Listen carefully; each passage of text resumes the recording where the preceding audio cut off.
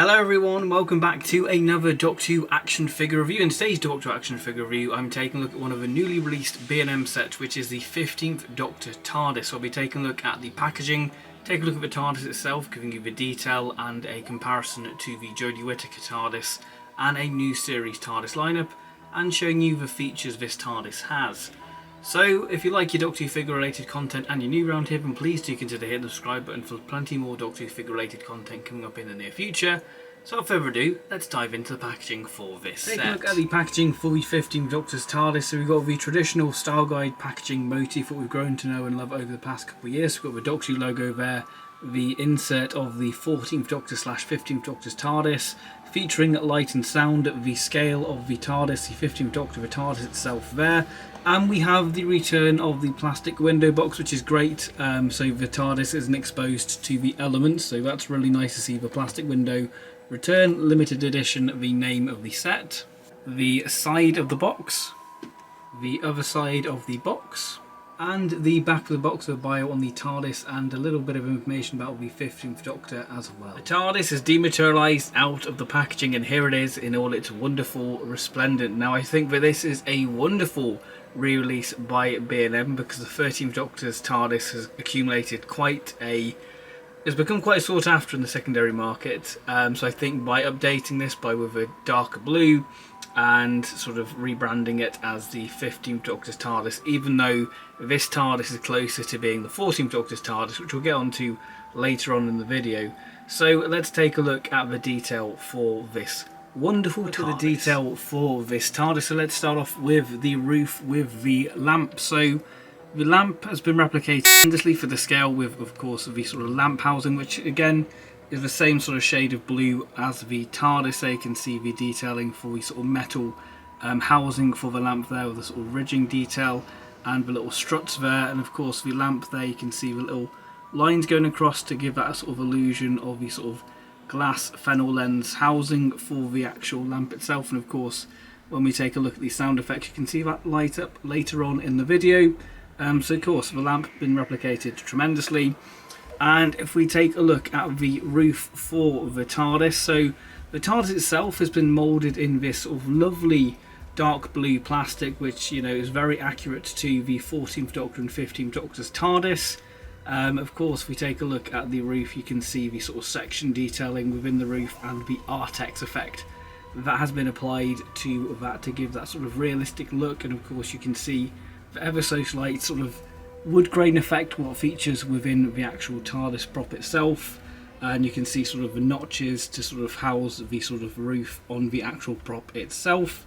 And one of the new additions with this TARDIS, it's very subtle because the actual prop has these little sort of grooves and indents within the actual prop, and character what they've done here is applied a little black line there on the sort of corners of the box there to give the illusion of that sort of notched effect. Now the prototype for this TARDIS did have it, but because this TARDIS uses the classic TARDIS sculpt to make it a bit more feasible for them to do, so what character have done now is to sort of give the illusion of the sort of notched effect is just sort of paint a little black line. I do admire character for trying to rectify that by adding sort of a little black line to give that sort of illusion that there's sort of a groove and a little notch there. But I think with this shade of blue, I think it kind of gets lost within it. But I think that it probably would be better without it in a way. But I do admire the thought of character going the little extra mile just to give us a little black line there. But personally, I think because of the shade of blue, it does sort of get lost within the actual sort of paint apps of the actual TARDIS itself.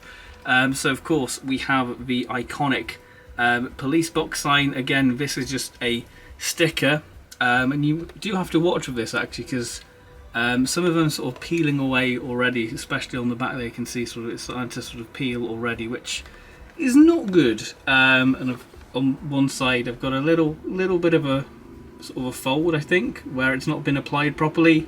But you know, it's a little bit annoying, but you're not going to display the TARDIS like that. You're going to have it front on. So if we take a look at the window, so the background of the windows, sort of the plastic housing, has now been given this sort of white background, which I think really pops alongside the silver window frames itself, and of course we have the pebbled sort of window effect there to get that sort of frosted look, which again has been replicated wonderfully. If you own the 13th Doctor TARDIS, you know sort of the detail, or any TARDIS, you sort of know what detailing you're sort of got to expect. But yeah, I love this shade of blue, and I think it really sort of brings out the sort of Artex and wood grain effect what you can see on certain panels of the actual TARDIS. We have the little phone housing compartment there. Again, that's been used by a sticker. That is a sticker as well, and of course we have the silver handle and door handle there, and the lock there, again silver, which again really does pop against that sort of dark blue. And I originally thought that this TARDIS had sort of a black wash to really highlight sort of the wood grain and Artex effect, but it doesn't. It's just sort of the way sort of the light catches it. It does look like it has a black wash, but it doesn't. And I think that, you know, you can really see the detailing of the wood grain and the Artex, and of course we have the little black lines there to give that sort of notch. And then we have the original classic TARDIS base there with the chunkier classic TARDIS base, and if we move to the side we have the, again, all the details you expect from a TARDIS there. Again, very nice with the Artex bubble effect and the wood grain, and we have the little speaker system there, which we'll see in action later on in the video. But yeah, that is your detail for the TARDIS. Before we do the features of this TARDIS, we've got to do a comparison to the 13th Doctor's TARDIS. So the main difference is the colour. As you can see, the 13th Doctor's TARDIS is sort of more of an aqua, this sort of greeny blue, whereas the 14th Doctor and 15th Doctor's TARDIS is this more sort of dark royal blue. And yeah, it really does sort of pop there. You can sort of see the difference in colour there. The actual text within the actual signage, I think, is just a little bit more brighter compared to the 13th Doctor's one there. And the windows is another sort of difference. This has sort of a silver sort of backdrop for the windows, whereas this is sort of white, which I think again really pops against the sort of darker blue. And of course you can see sort of the difference in sort of the signage. The sort of door handles are a much more sort of brighter silver, very much like what you'd see on the sort of History of the Dalek 60s Dalek sets there, which again really nice, give that a nice sort of metallic effect within it. But yeah, you can see sort of the notch detailing character have tried to include there, what is missing on the 13th Doctor's box.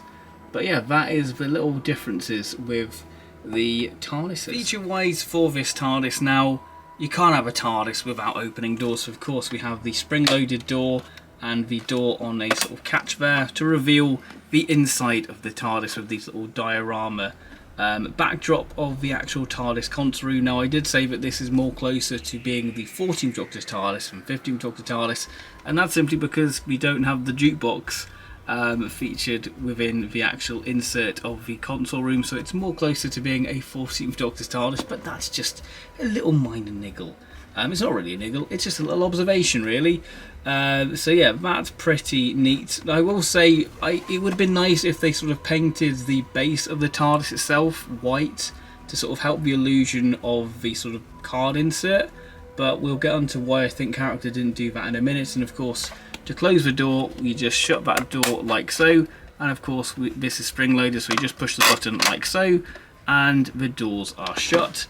Now, one reason why I think character probably didn't paint the bottom of the TARDIS white is because we have a little Easter egg of a sort of insert of the 13th Doctor's TARDIS, which is a really little nice inclusion.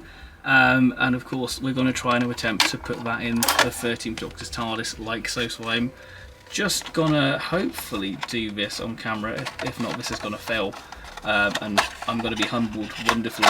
So we're just gonna hopefully shut that like so, shut that door, and then we're gonna shut that door now, and hopefully it's worked. So yeah, doors are shut. Has it worked? Kind of worked. Is that sort of folded out right? If not, this is going to be great. There we go.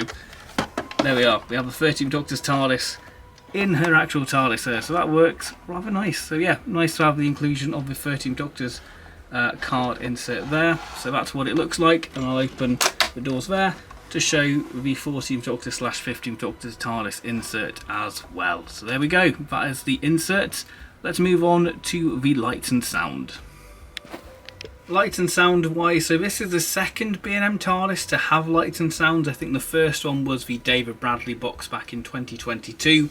Now, one important thing to note with this TARDIS, it doesn't include batteries, so you're going to have to supply your own free AAA batteries to power this TARDIS to go on its adventures through time and space.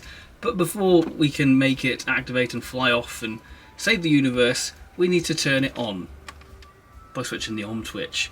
So of course we have the little spring motion button, so to activate the lights and sounds, we simply place the TARDIS down like so to activate the materialization.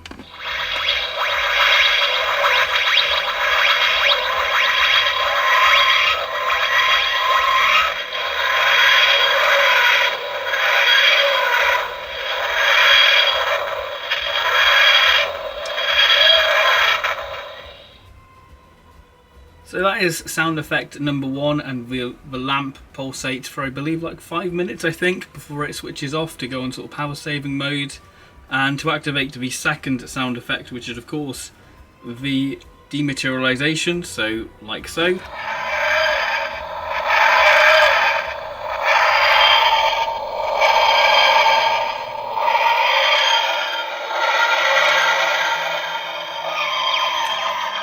And there we go, the TARDIS is off through time and space. So those are the two sound effects this TARDIS has.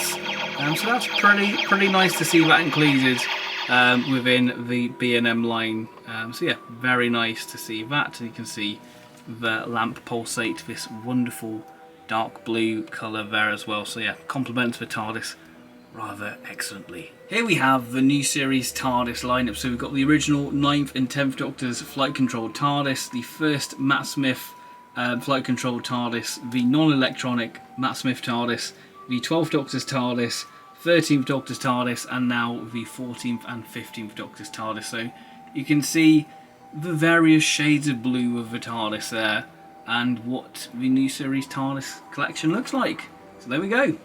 So what are my concluding thoughts on the 15th Doctor's B&M TARDIS release? Well, I think that this is a great re-addition to the line after the 13th Doctor's TARDIS being highly sought after. I think that this gives people a chance to buy this TARDIS again and buy multiple, so they can have one for the 14th Doctor and one for the 15th Doctor, and I guess with whatever Billie Piper is, whether she's the Doctor or Bad Wolf.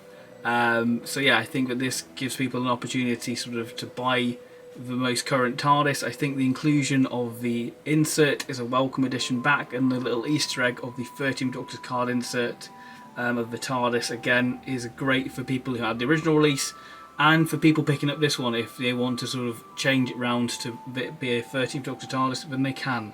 So I think that this, you know, it caters for all fans of this iteration of TARDIS. So I think that this is a wonderful piece priced at £19.99, so I think that that is a real steal for this TARDIS. I think the original price for this TARDIS was I think £25, so this is cheaper than when it was first released. So yeah, that's quite interesting, that. But yeah, I think that this is a great addition to the B&M line, and yeah, who doesn't love having a TARDIS? Who doesn't love getting more TARDISes to go alongside their Doctor figure? So yeah, I think that this looks great next to the retrospective Doctors. I will say, like I say, the little inclusion of these sort of black lines to sort of give the illusion of the sort of notches within the actual prop itself. I think it probably would have been better not having them because it's just sort of lost within the shade of blue. But that's just a little minor sort of criticism within the actual TARDIS itself. I think that this is a beautiful thing to see released within B&M and a fine addition to the collection. So thank you very much for watching this video, and I'll see you in my next B&M review, which will be the Executioner History of the Dalek set 21 Eve of the Dalek. So I'll see you in that figure review. So thank you very much for watching, and I'll see you next time. Allons-y.